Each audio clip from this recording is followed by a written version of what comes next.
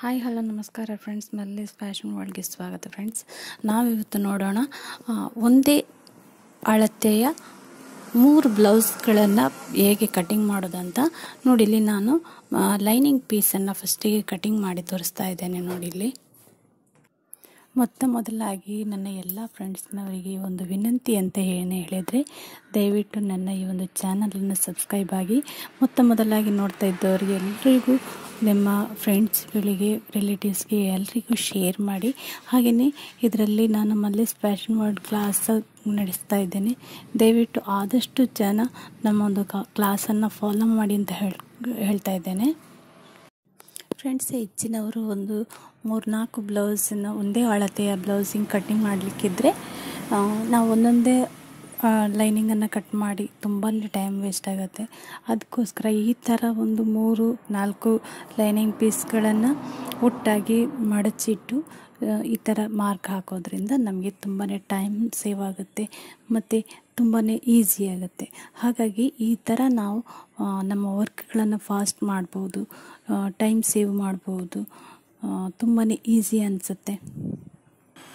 ಮುಂದಿನ ತರಗತಿಗಳಲ್ಲಿ ನಾನು ಬರೀ ಒಂದು ಶೋಲ್ಡರ್ನ ಯೂಸ್ ಮಾಡಿಕೊಂಡು ಬ್ಲೌಸ್ ಕಟ್ಟಿಂಗನ್ನು ಅಥವಾ ಬ್ಲೌಸ್ ಮೆಜರ್ಮೆಂಟನ್ನು ಹೇಗೆ ಕಂಡುಹಿಡಿಯಬಹುದು, ಆ ರೀತಿಯಲ್ಲಿ ನಾವು ಕಟ್ಟಿಂಗ್ ಮಾಡಿದರೆ ನಮಗೆ ಏನೆಲ್ಲ ಪ್ರಾಬ್ಲಮ್ ಎಲ್ಲ ಸಾಲ್ವ್ ಆಗುತ್ತೆ ಅನ್ನೋದನ್ನು A to Z ಮಾಹಿತಿಯನ್ನು ತಿಳಿಸ್ತಾ ಇರ್ತೇನೆ. ಹಾಗಾಗಿ ನನ್ನ ಮಲ್ಲಿಸ್ ಫ್ಯಾಷನ್ ವರ್ಲ್ಡ್ ಕ್ಲಾಸನ್ನು ದಯವಿಟ್ಟು ಎಲ್ಲರೂ ನೋಡಿ ಫಾಲೋ ಮಾಡಿ ಅಂತ ಹೇಳ್ತಾ ಇದ್ದೇನೆ. ಈ ಒಂದು ಹೊಸ ವಿಧಾನದ ಅಳತೆಯನ್ನು ನೀವು ಫಾಲೋ ಮಾಡಿದರೆ ಹೆಚ್ಚಿನವರಿಗೆ ಅದರಲ್ಲಿ ತುಂಬಾ ದೊಡ್ಡ ಮಟ್ಟದ ಸೊಲ್ಯೂಷನ್ ನಮಗೆ ಸಿಗ್ತದೆ ಅಂತ ಅನ್ನಿಸ್ತದೆ. ಈ ಒಂದು ಬ್ಲೌಸ್ ಮೆಜರ್ಮೆಂಟಿಗೆ ನನಗೆ ಕಸ್ಟಮರ್ ಅಳತೆ ಕೊಟ್ಟಿದ್ದಾರೆ ಬ್ಲೌಸು, ಆದರೂ ಕೂಡ ಅದರಲ್ಲಿ ತುಂಬಾ ಪ್ರಾಬ್ಲಮ್ಸ್ ಇದೆ.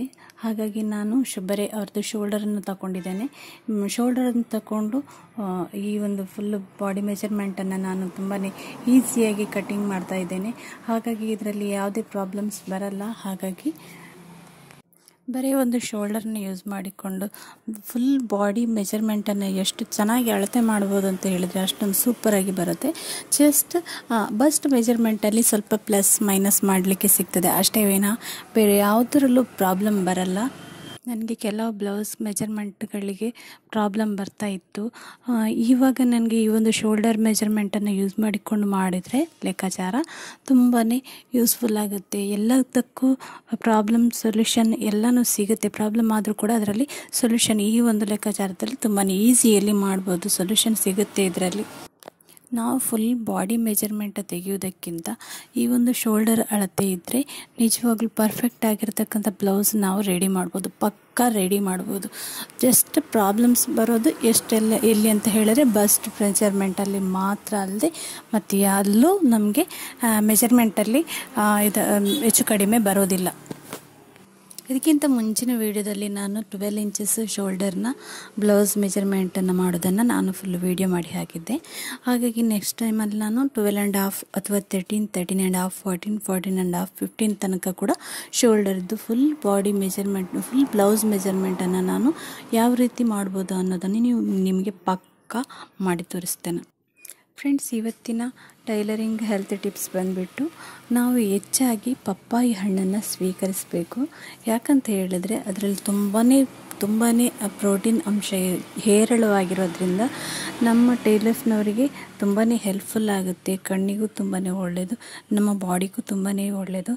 ಈಗ ನಾವು ಸೆಕೆಗಾಲಕ್ಕೆ ತುಂಬಾ ಪಪ್ಪಾಯಿ ಜ್ಯೂಸ್ ಎಲ್ಲ ಮಾಡಿ ಕುಡಿದ್ರಂತೂ ತುಂಬಾ ಉಪಯುಕ್ತವಾಗುತ್ತೆ. ಹಾಗಾಗಿ ನಾವು ಹೆಚ್ಚಾಗಿ ಪಪ್ಪಾಯಿ ಹಣ್ಣನ್ನು ಸೇವಿಸೋಣ. ಫ್ರೆಂಡ್ಸ್, ಈ ಒಂದು ವಿಡಿಯೋ ನಿಮಗೆ ಇಷ್ಟ ಆದರೆ ಲೈಕ್ ಮಾಡಿ, ಶೇರ್ ಮಾಡಿ, ಕಮೆಂಟ್ ಮಾಡಿ ಹಾಗೂ ಸಬ್ಸ್ಕ್ರೈಬ್ ಆಗೋದನ್ನು ಮರಿಬೇಡಿ. ಹೆಚ್ಚಾಗಿ ನಿಮ್ಮ ಫ್ಯಾಮಿಲಿಗೆ, ಫ್ರೆಂಡ್ಸ್ಗೆ, ರಿಲೇಟಿವ್ಸ್ಗೆ ಎಲ್ರಿಗೂ ಈ ಒಂದು ವಿಡಿಯೋನ ಸೆಂಡ್ ಮಾಡಿ. ನಿಮ್ಮ ಅಮೂಲ್ಯವಾದ ಸಮಯವನ್ನು ಈ ಒಂದು ವಿಡಿಯೋಗೆ ಸ್ಪೆಂಡ್ ಮಾಡಿದ್ದಕ್ಕಾಗಿ ಥ್ಯಾಂಕ್ ಯು ಸೋ ಮಚ್.